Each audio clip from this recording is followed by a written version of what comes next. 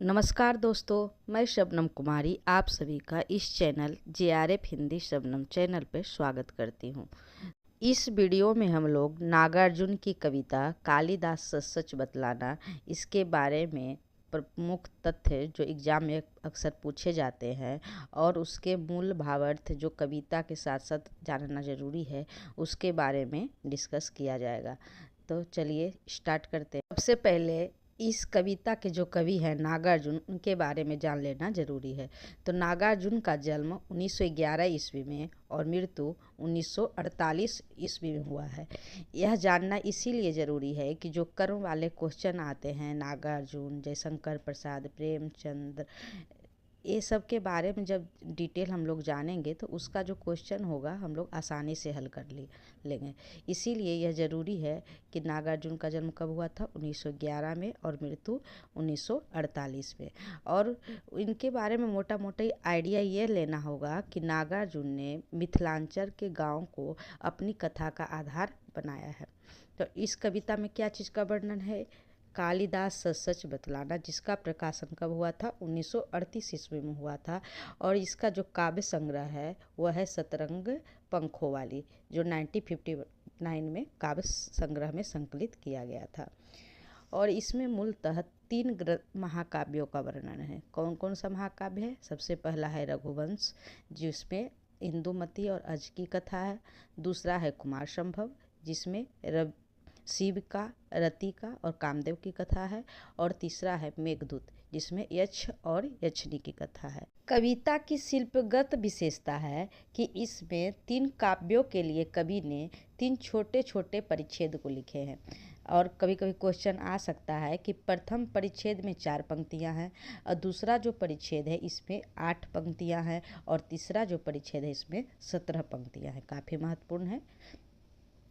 इसके तीनों परिच्छेद में कथा इस प्रकार से है कि जो इसका प्रथम परिच्छेद है इसमें कवि कहते हैं कि हे कालिदास, सच सच बतलाना कि रानी इंदुमती का निधन हुआ तब उसकी मृत्यु पर शोक से विह्वल होकर रघुकुल के राजा अज विलाप करते हैं। और यह विलाप राजा अज का है या तुम्हारा है? ऐसा प्रतीत होता है कि वहाँ राजा अज नहीं बल्कि तुम रोए थे। इसका जो दूसरा परिच्छेद है कवि ने कुमार संभव महाकाव्य से लिया है। और इसका कथा इस प्रकार से है कि जब असुर तारकासुर काफ़ी देवताओं को मतलब देवताओं को बहुत ज़्यादा तंग कर रहा था, तब असुर तारकासुर को वध करने के लिए शिव जी के पुत्र की ज़रूरत थी। और सती के मृत्यु के बाद शिव जी ने तो वैराग धारण कर लिया था। अतः शिव जी में पार्वती के प्रति काम भावना जागृत करने के लिए कामदेव को सौंपा गया था। यह जो कार्य था वह कामदेव को सौंपा गया था। शिव की तपस्या जब भंग होती है तब वे पार्वती के प्रति अनुरक्त हो जाते हैं। उसके बाद शिव जी को पता चलता है कि यह जो कार्य है वह कामदेव का है। अतः उनकी तीसरी आँख से महाज्वाला फूटती है और जैसे घी परिपूर्ण सूखी समिधा, यानी जब हवन करते हैं तो जिस प्रकार से वह जल उठती है उसी प्रकार से शंकर भगवान ने कामदेव को जलकर भस्म कर देते हैं। तब कामदेव के विरह में कामदेव की पत्नी रति फुट फुट कर करुण विलाप करती है। और रति का यह जो विलाप है लोगों के लच को हिला देता है। काफ़ी हृदय विदारक दृश्य है। तब नागार्जुन कालिदास से पूछते हैं कि तुम सच सच बतलाना, रति के साथ तुम भी अपना आँख भिगोया था या नहीं भिगोए थे? इसमें नागार्जुन पूछते हैं कालिदास से कि हे कालिदास, तुम सच सच बताओ, खाली रति रोई थी या तुम भी रोए थे?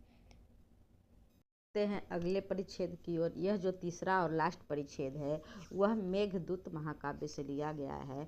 और इसमें जो कथा है एक यक्ष और यक्षिणी का है।